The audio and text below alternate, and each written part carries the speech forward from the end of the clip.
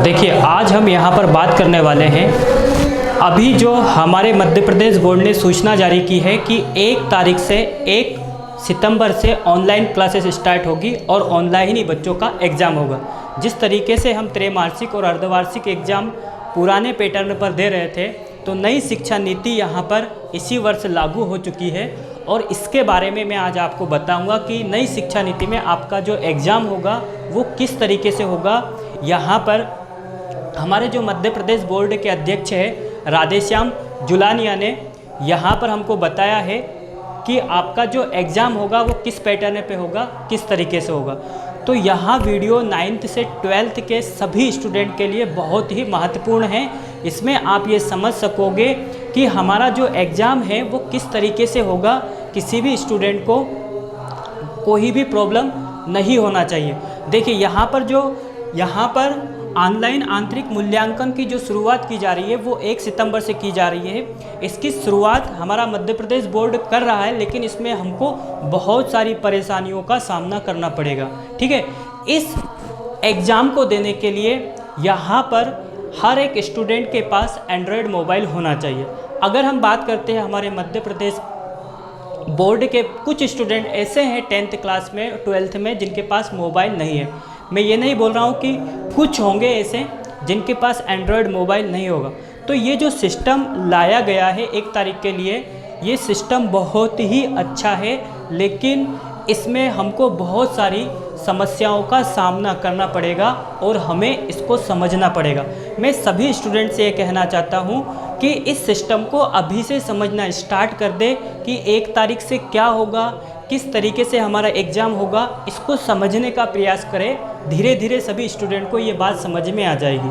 कुछ स्टूडेंट को यहाँ पर इस बात को समझने में बहुत ज़्यादा प्रॉब्लम क्रिएट हो रही है और वो सोच रहे हैं कि स्कूल कब से स्टार्ट होंगे। सरकार भी अभी हमारे मध्य प्रदेश की जो सरकार है शिवराज सिंह चौहान, वो भी डिसाइड नहीं कर पा रहे कि स्कूल कब से खुल सकेंगे। ठीक है, और स्कूल खुल भी जाते हैं तो हो सकता है स्कूलों को बीच में ही बंद करना पड़े। इसलिए हमारे मध्य प्रदेश बोर्ड ने जो एग्ज़ाम पैटर्न निकाला है वो बिल्कुल सही है। बस आप इसको धीरे धीरे इसको समझ जाइए और इसके आधार पर आप पढ़ाई कीजिए। इसके बारे में मैं आपको कंप्लीट यहाँ पर जो नया पैटर्न आ रहा है, जिस तरीके से एग्ज़ाम होने वाला है, उसके बारे में मैं आपको यहाँ पर पूरी कंप्लीट जानकारी दूंगा।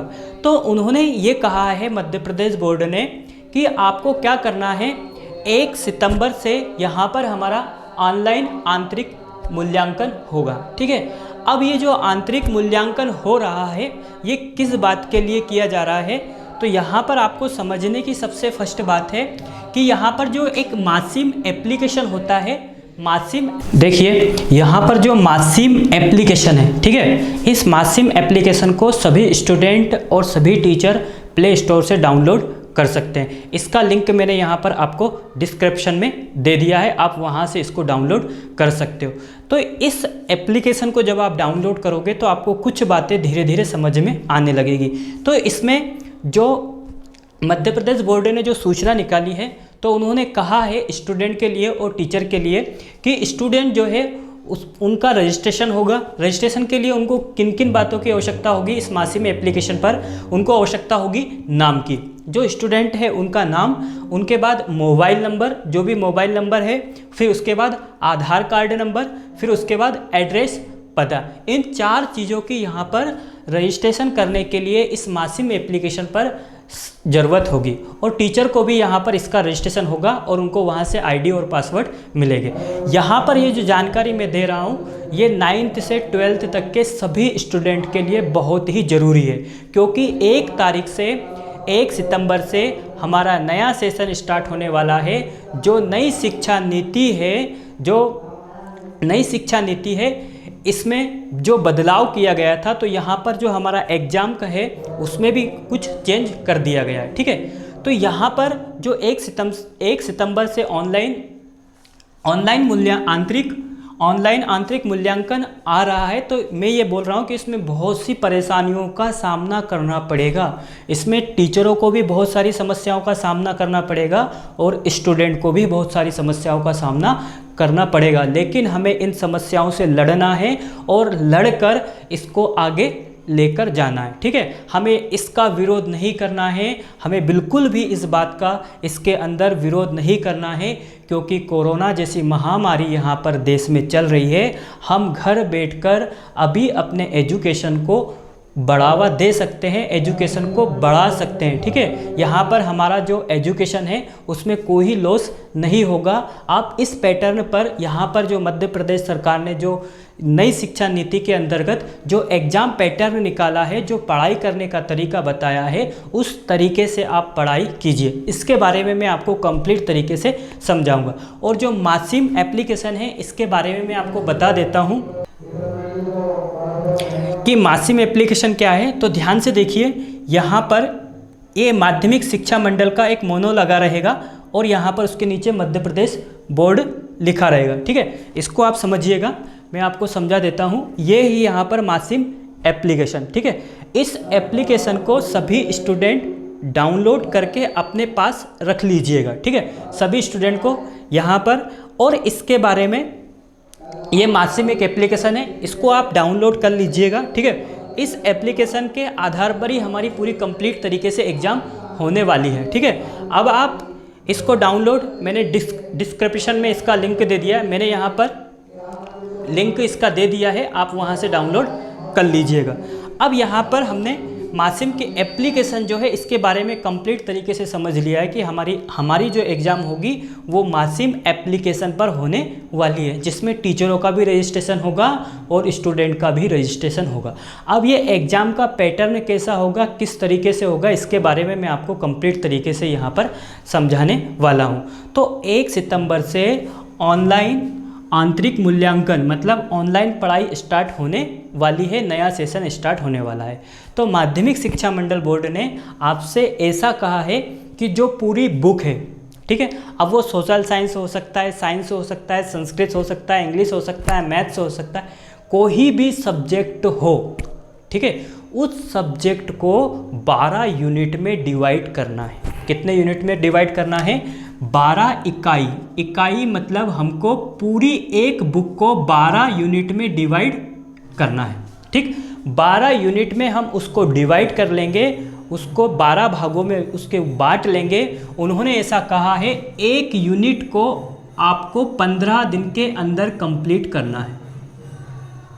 ठीक है, एक यूनिट को, एक इकाई को 15 दिन के अंदर करना है, और 2 यूनिट आप कितने दिन में कंप्लीट कर लोगे? 30 दिन। हम इसको मान सकते हैं लगभग 1 माह। 1 महीने के अंदर हम 2 यूनिट कंप्लीट कर लेंगे।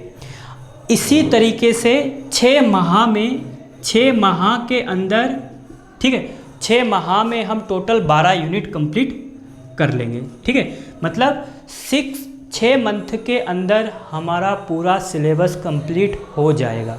अब इसमें आगे की प्रोसेस क्या है, किस तरीके से एग्ज़ाम होगा, किस तरीके से होगा, तो यहाँ पर आपको टीचर लोग यहाँ पर पढ़ाएंगे। 1 सितंबर से ऑनलाइन आपको पढ़ाया जाएगा। ठीक है, फिर उसके बाद आपके पास ये मासिम एप्लीकेशन है, इस पर बोर्ड स्वयं आपको प्रश्न पत्र भेजेगा। जो प्रश्न पत्र भेजा जाएगा, ऐसा जरूरी नहीं है कि वो प्रश्न पत्र सभी स्टूडेंट के पास एक जैसा हो, अलग अलग प्रश्न पत्र भी हो सकता है। अलग अलग प्रश्न पत्र होगा ही से, हर स्टूडेंट के पास अलग अलग प्रश्न पत्र होगा। अब यहाँ पर आपको क्या करना है, इस मासिम एप्लीकेशन पर उस प्रश्न पत्र को डाउनलोड करना है।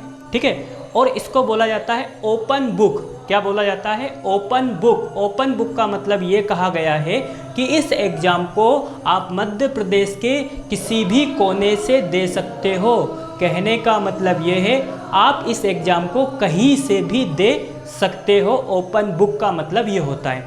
तो उन्होंने ऐसा कहा है कि आप 12 यूनिट, एक बुक को 12 यूनिट में बांट लीजिए। 12 यूनिट में बांटने के बाद आप 15 दिन के अंदर आपको 1 यूनिट को कंप्लीट करना है, 1 माह के अंदर 2 यूनिट को कंप्लीट, और 6 माह के अंदर पूरा जो बुक है, पूरी बुक को आपको कंप्लीट करना है। ठीक है, अब ये बात अब आपको समझ में आ गई होगी कि मासिम नामक जो एप्लीकेशन है वो होती क्या है, और यहाँ पर हमारा अब इसका क्या उपयोग होने वाला है। मैं सभी स्टूडेंट से फिर से बोल रहा हूँ कि इस मासिम एप्लीकेशन को सभी स्टूडेंट डाउनलोड करके अपने मोबाइल में रख लें, ठीक है।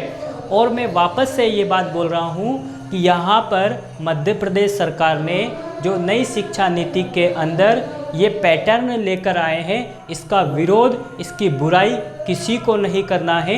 ये मध्य प्रदेश के सभी स्टूडेंट की भलाई के लिए किया जा रहा है, ताकि आपका साल बेकार ना हो। इस कोरोना जैसी महामारी में आपके लिए ये जो डिसीजन लिया गया है मध्य प्रदेश सरकार ने, बहुत सही डिसीजन लिया है। बस आप इसको समझ जाइए, किसी भी स्टूडेंट को इसमें परेशान होने की कोई आवश्यकता नहीं है। धीरे धीरे ये सभी स्टूडेंट को आसानी से समझ में आ जाएगा। अब हम यहाँ पर इसके बारे में हमने समझ लिया है कि हमारा जो एग्ज़ाम का पैटर्न होगा, हमें पढ़ाई किस तरीके से करना है, कैसे करना है, ये बात आपको समझ में आ गई। मैं एक बार और बता देता हूँ, एक बुक को 12 यूनिट में बांटा जाएगा, एक बुक को 12 यूनिट में बांटा जाएगा, 2 यूनिट को 1 माह के अंदर कंप्लीट किया जाएगा, 6 माह के अंदर 12 यूनिट कंप्लीट हो जाएगी, ठीक है। ये बात अब आपको समझ में आ गई होगी।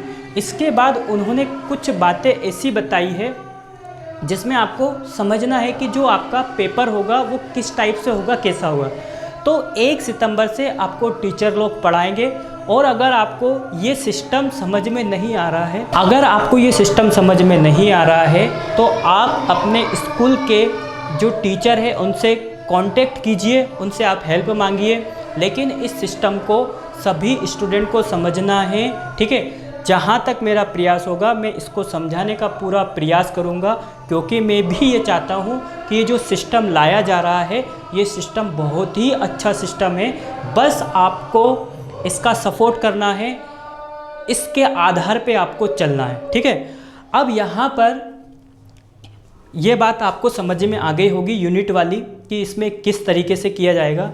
और अभी एमपी बोर्ड ने इसके बारे में ये बात नहीं बताई है कि फर्स्ट यूनिट कौन सी है, सेकंड कौन सी है, थर्ड कौन सी है, फोर्थ कौन सी है। ये खुद एमपी बोर्ड डिसाइड करेगा, जहाँ तक मेरा मानना है। अब यहाँ पर जो प्रश्न पत्र होते हैं, तो उन्होंने ऐसा कहा है कि टोटल जो अंक होगा, टोटल वो 100 अंक होंगे। कितने अंक का पेपर होगा? 100 अंक का आपका पेपर होगा। मतलब 100 नंबर का आपका पेपर होने वाला है, 100 अंक का। अब इस 100 अंक को मध्य प्रदेश बोर्ड ने 2 भागों में डिवाइड कर दिया है। अब इस 100 को 2 भागों में उन्होंने डिवाइड कैसे किया है, तो इस बात को समझिए। एक तो उन्होंने कर दिया है 70, ठीक है, और एक कर दिया है 30, ठीक है। एक कर दिया है 70 और एक कर दिया है 30। 70 और 30 इन दोनों का मतलब क्या है? तो माध्यमिक शिक्षा मंडल ने आपसे ऐसा कहा है कि आपका जो पेपर होगा वो सिर्फ और सिर्फ 100 अंक का होगा। उस 100 अंक के पेपर के अंदर एक 70 और एक 30, ये जो 70 अंक का जो पेपर होगा, ये स्कूल डिसाइड करेगा कि आपको 70 अंक के में से कितने अंक दिए जाएंगे। और इनका देने का तरीका कैसा होगा, मैं आपको पूरा कंप्लीट तरीके से इसके बारे में समझाऊंगा। तो पहले आप जो प्रश्न पत्र होगा उसका पैटर्न कैसा होगा, उसका पैटर्न किस तरीके से होगा, इस बात को आपको समझना है। तो देखिए, उन्होंने जो नोटिस निकाला था एमपी बोर्ड ने, उस नोटिस के आधार पर मैंने यहाँ पर प्रश्न पत्र बनाया है। इसी के आधार पर मैं अभी आपको समझाने वाला हूँ। तो देखिए, उन्होंने क्या किया है, पूरे प्रश्न पत्र को 3 भागों में डिवाइड कर दिया, A, B, C। कितने भागों में डिवाइड कर दिया? 3 भागों में डिवाइड कर दिया है टोटल 100 अंक के पेपर को। उन्होंने ये कहा है कि जो भाग ए है, इसके अंदर आपके पास ऑब्जेक्टिव मतलब वस्तुनिष्ठ प्रश्न आ सकते हैं। अब वस्तुनिष्ठ प्रश्न के अंदर हम बचपन से पढ़ते आ रहे हैं, सिक्त, सही जोड़ी, सही विकल्प, ठीक है, सही जोड़ी, सत्य असत्य, उसके बाद एक वाक्य में उत्तर, ठीक है। इस टाइप के जो प्रश्न होंगे वो कितने अंक के होंगे? 30 अंक के होंगे, ठीक है। अब यहाँ पर 30 अंक के कंप्लीट करने के बाद ये तो हो गए। फिर उन्होंने बोला विषयात्मक। अब ये विषयात्मक क्या है? विषय के आधार पे आपसे प्रश्न किए जाएंगे। जैसे कि अगर मान लिया जाए हम मैथ्स की बात करते हैं 10th क्लास में, तो सबसे फर्स्ट चैप्टर कौन सा हमारा? वास्तविक संख्या, और सेकंड है हमारा बहुपद। तो इसके बारे में आपसे कुछ पूछा जाएगा, ठीक है। अब उन्होंने ये कहा है जो अनुप्रयोगात्मक है, ठीक है, अनुप्रयोगात्मक में उन्होंने कहा है कि इसका जो पेपर होगा ये आपकी सोच और आपकी समझ, आपकी सोचने की समझने की उस सब्जेक्ट पर कितनी कैपेसिटी है, आप कितना उसके बारे में सोच सकते हो, मतलब कुछ अलग आने वाला है। ठीक, मतलब मैंने आपको बताया था यहाँ पर रटन विद्या जो थी वो इस पार्ट के अंदर समाप्त हो जाएगी। जो स्टूडेंट उसकी सोचने की क्षमता है, उसके समझने की क्षमता है, उस आधार पर यहाँ पर प्रश्न किए जाएंगे, होंगे उसी सब्जेक्ट से रिलेटेड, लेकिन उन्होंने नोटिस में ये कहा है कि इसमें कुछ अलग आने वाला है। तो यहाँ पर उन्होंने ये कहा है कि जो वस्तुनिष्ठ प्रश्न होंगे वो कुल 30 प्रश्न होंगे। 30 प्रश्न का मतलब एक एक अंक के प्रश्न होंगे, एक और कितने होंगे उसका टोटल कितने आ जाएंगे 30। फिर उन्होंने कहा विषयात्मक मतलब विषय के आधार पे आपसे पूछा जाएगा, वो कुछ भी पूछ सकते हैं विषय के आधार पे वो आपसे कुछ भी पूछ सकते हैं। ठीक है, विषय के आधार पे वो कुछ भी पूछ सकते हैं। तो यहाँ पर विषयात्मक में तो कुछ भी पूछा जा सकता है, लेकिन अनुप्रयोगात्मक ये मुझे बहुत ही अच्छा लगा। ठीक, ये जो पैटर्न निकाला है ये मुझे बहुत पसंद आया है। उन्होंने स्पष्ट रूप से बोल दिया है कि ये जो है अनुप्रयोगात्मक, ये कितने प्रश्न आएंगे इसके अंदर से 10। ठीक है, कुल प्रश्न कितने आएंगे 10, प्रत्येक प्रश्न पर अंक कितने होंगे 4, मतलब 10 × 4 कितने अंक का हो जाएगा 40 अंक का होगा। अब यहाँ पर कुछ बातें और इसमें समझने वाली है। ये तो आपने समझ लिया प्रश्न पत्र। अब ये प्रश्न पत्र पेपर होगा कैसे? ठीक है, ओपन बुक मतलब हम घर बैठ के एग्ज़ाम देंगे। तो यहाँ पर सबसे मेन बात आपको इसके अंदर ये समझना है कि आपको यहाँ पर जो मासिम वाली एप्लीकेशन है, मासिम एप्लीकेशन पर आपके पास प्रश्न पत्र आएगा और वो कितने अंक का आएगा, पहले 70 अंक का आएगा। कितने का आएगा? 70 अंक का प्रश्न पत्र आएगा। उस प्रश्न पत्र को आप अपने घर पर बैठकर अपनी उत्तर पुस्तिका में उसको कंप्लीट करोगे। ठीक है, आपको टाइम दे दिया जाएगा। उसको कंप्लीट करने के बाद उस उत्तर पुस्तिका को कंप्लीट करने के बाद, आंसर शीट को पूरी कंप्लीट करने के बाद आप अपने विद्यालय, अपने स्कूल में जाकर आप उसे वहाँ पर सबमिट करोगे अपने क्लास टीचर के पास। जो भी सब्जेक्ट टीचर है उनके पास आप जमा कर सकते हो। वहाँ पर जमा करने के बाद जो टीचर है उसको चेक करेंगे, आपकी कॉपी को चेक करेंगे और आपको 70 में से आपको कितने अंक प्राप्त हुए हैं वो अंक आपको देंगे। कौन देंगे? टीचर। और अंक देने के बाद वो टीचर आपके अंक को, जो मासिम नामक एक एप्लीकेशन है एमपी बोर्ड की, इस पर अपलोड करेंगे। इस पर अपलोड करने के बाद आप अपने टीचर से अपनी उत्तर पुस्तिका रिटर्न ले सकते हो। ठीक है, कहने का मतलब ये है कि जब आपकी कॉपी चेक हो जाएगी, आपके नंबर वेबसाइट पर डल जाएंगे, मध्य प्रदेश बोर्ड की वेबसाइट पर डल जाएंगे, उसके बाद टीचर को आपकी कॉपी रिटर्न करना है। मतलब आपकी जो उत्तर पुस्तिका है वो चेक होकर नंबर डलने के बाद आपके पास वापस रिटर्न आ जाएगी। ठीक है, अब यहाँ पर जो 30 अंक वाली बात है, इस 30 अंक के लिए बोर्ड एग्ज़ाम लेगा। अब वो किस तरीके से एग्ज़ाम होगा इसका धीरे धीरे हम समझ जाएंगे। बोर्ड के जो भी नोटिस आएंगे मैं आपको उसके बारे में समझाऊंगा। तो यहाँ पर ये जो बातें मैंने आपको बताई है, जितने भी 9th से 12th तक के स्टूडेंट हैं उन सभी को इसकी जानकारी होना चाहिए। मैं वापस से सभी स्टूडेंट से ये कहना चाहता हूँ कि इसमें हमको बहुत सारी कठिनाइयों का और बहुत सारी परेशानियों का सामना करना पड़ेगा, लेकिन इन परेशानियों से हमें डरना नहीं है, घबराना नहीं है। ठीक है, इनसे बिल्कुल लड़ाई करना है और हमें नई शिक्षा नीति को बिल्कुल सफल बनाना है। इसको सफल बनाने का उद्देश्य सिर्फ सरकार का नहीं है, आपको भी इसमें सफल बनाने में आपको भी थोड़ी सी मेहनत करना पड़ेगी। मेहनत क्या करना है? अगर आपने मेरे वीडियो से जो भी समझा है, आपके जितने भी फ्रेंड्स हैं उनको इसके बारे में आपको समझाना है। ठीक है, कुछ स्टूडेंट बोल रहे थे मुझसे कि सर ये हमको समझ में नहीं आ रहा है, ये कैसा होगा, 70 अंक का पेपर कैसे हो जाएगा, हमने पढ़ाई नहीं की है। तो आपको पहले टाइम दे दिया गया है, आप 15 दिन के अंदर एक यूनिट को कंप्लीट कीजिए और एग्ज़ाम दीजिए। और यहाँ पर जो पैटर्न लाया गया है इसको मजाक नहीं समझना है, सभी को इसकी मेहनत, इस पर मेहनत करना है। जो स्टूडेंट अगर एग्ज़ाम नहीं देता है तो रैली में वो फेल माना जाएगा लास्ट में, ठीक है। अगर वो एग्ज़ाम नहीं दे रहा है, वो पढ़ाई नहीं कर रहा है, तो उनका रजिस्ट्रेशन रद्द कर दिया जा सकता है, इस बात को ध्यान रखना। और ये जो 1 सितंबर से ऑनलाइन आंतरिक मूल्यांकन जो हो रहा है, इसके बारे में सभी स्टूडेंट को अपने स्कूल में संपर्क करना है और स्कूल से जानकारी निकालना है। स्कूल में आप कॉल करके वहां पर जानकारी ले सकते हो वीडियो के माध्यम से।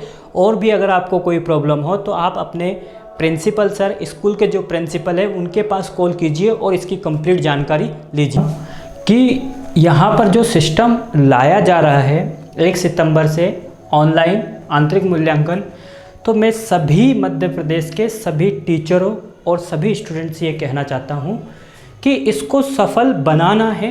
ये बहुत ही अच्छा सिस्टम है। कोरोना जैसी महामारी में अगर हम इस तरीके से पढ़ाई करते हैं तो इसमें कोई बुराई नहीं है। पहले ही मोदी जी ने कहा है जान है तो जहान है, ठीक है। तो इसमें मैं फिर भी बोल रहा हूँ बहुत परेशानियों का सामना करना पड़ेगा, बहुत सारी कठिनाइयाँ यहाँ पर हमारे पास आएगी। वो कठिनाइयाँ मैं आपको बता देता हूँ। वो कठिनाइयाँ हमारे पास क्या है। सबसे पहली प्रॉब्लम होगी कि कुछ स्टूडेंट के पास मोबाइल नहीं है। अब मोबाइल नहीं है तो इसका मतलब हम एग्ज़ाम नहीं दे सकते, सीधी सी बात यह है। जो मध्य प्रदेश शिक्षा बोर्ड ने यहाँ पर निकाला है तो इसमें मोबाइल जो है इसी के माध्यम से हम एग्ज़ाम कर पाएंगे। 90% स्टूडेंट के पास मोबाइल है, लेकिन कुछ पेरेंट्स अपने स्टूडेंट को मोबाइल नहीं देते हैं। तो वहाँ पर उस कंडीशन में क्या करेंगे कि अगर आप मोबाइल परचेस नहीं कर सकते हो, मोबाइल को ख़रीद नहीं सकते हो, तो कोई ज़रूरत नहीं है, ठीक है। पेरेंट्स के मोबाइल का आप उपयोग कर सकते हो, ठीक है। लेकिन आपको यहाँ पर ये जो मासिम एप्लीकेशन है इसको डाउनलोड करके अपने पास रख लेना है। इसको डाउनलोड करके अपने पास रखने के बाद आपको इसके बारे में धीरे धीरे कंप्लीट समझ में आने लगेगा। और भी अगर आपको किसी प्रकार की जानकारी की ज़रूरत है, अगर आपको लग रहा है कि मुझे ये बातें जो समझाई गई है, जो नोटिस एमपी बोर्ड ने निकाला है, ये समझ में नहीं आ रहा है, तो कृपया करके आप अपने स्कूल में जो भी टीचर है उनके पास कॉल करके इसकी जानकारी ले सकते हो। मध्य प्रदेश के सभी टीचरों को इसकी कंप्लीट जानकारी प्राप्त हो चुकी है, सभी के पास इसका नोटिस करना है। और